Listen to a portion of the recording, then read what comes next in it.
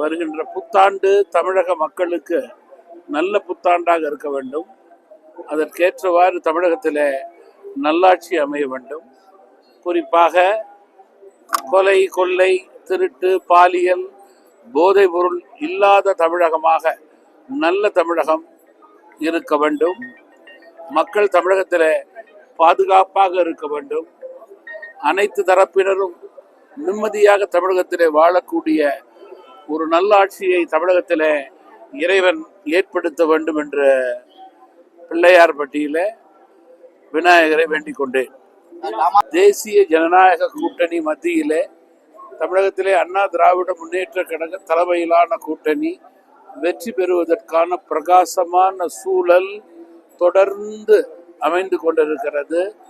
மேலும் இந்த கூட்டணியை வலுப்படுத்தும் வகையிலே கூட்டணிகள் சேரக்கூடிய வாய்ப்பு இன்னும் ஒரு மாதத்திற்குள் அதிகரிக்கும். ஆட்சியாளர்கள் அகற்றப்பட வேண்டும். தமிழகத்தில் நல்லாட்சி அமைய வேண்டும். மக்கள் நிம்மதியாக இருக்கிற சூழல் இருக்க வேண்டும் என்று நினைக்கின்ற அத்துணை கட்சிகளும் ஒத்த கருத்துடைய எங்களுடைய கூட்டணியிலே இணைந்து குறிக்கோளை நிறைவேற்ற வேண்டும் என்ற அன்பு வேண்டுகோளை வைக்கிறேன்.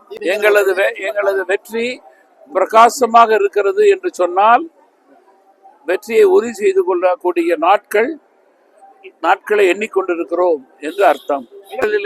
கூட்டணிகள் முழுமையாக அமைந்த பிறகு அதிகாரப்பூர்வமாக கூட்டணி கட்சிகள் எல்லாம் கலந்து பேசி ஒத்த கருத்துடையவர்களாக கூட்டணி இடங்கள், தொகுதிகளெல்லாம் பெற்று 100% வெற்றியடைய முயற்சி எடுத்து மக்களை சந்தித்து பிரச்சாரம் செய்வோம்.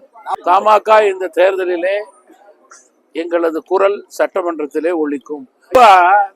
தமிழகத்தினுடைய ஆட்சியாளர்கள் கொடுத்த வாக்குறுதியை நிறைவேற்றவில்லை. 4.5 ஆண்டுகளுக்கு மேல் ஆட்சி பீடத்தில் இருந்தும் கூட கொடுத்த வாக்குறுதியை பற்றி கவலைப்படவில்லை. மக்களை பற்றி கவலைப்படவில்லை. எத்துறையை பற்றியும் கவலைப்படவில்லை என்ற ஆதங்கத்தில் அடிப்படையிலே மாணவர்கள், மகளிர், செவிலியர்கள், ஆசிரியர்கள், தூய்மை பணியாளர்கள், அரசு ஊழியர்கள் என்ற அனைத்து தரப்பினரும் எங்கு பார்த்தாலும் ஆர்ப்பாட்டம், போராட்டம் என்று நடத்தி கொண்டிருக்கிறார்கள். அதற்கு பத்திரிகை, தொலைக்காட்சியே சாட்சி. இதற்கு அர்த்தம் எதிர்மறை வாக்கு தமிழக அரசுக்கு அதிகரித்து கொண்டு போகிறது. தோல்வியை உறுதி செய்து கொண்டிருக்கிறார்கள் என்பது உண்மை. சம்பவங்கள் தமிழகத்திலே நடக்கிறது. சட்டம் ஒழுங்கு சீர்குலைந்திருக்கிறது என்றால் அதற்கு அடித்தளம் டாஸ்மாக், தொடர்ந்து போதைப் பொருள் நடமாற்றம். இதை கட்டுப்படுத்த தவறிய அரசாக இந்த அரசு இருக்கிறது. இன்னும் 2 மாதங்களிலே இவர்களால் கட்டுப்படுத்த முடியாது என்று மக்களுக்கு நன்கு தெரியும். எனவேதான் ஆட்சி மாற்றத்திற்கு வாக்காளர்கள் தயார் நிலையிலே இருக்கிறார்கள்.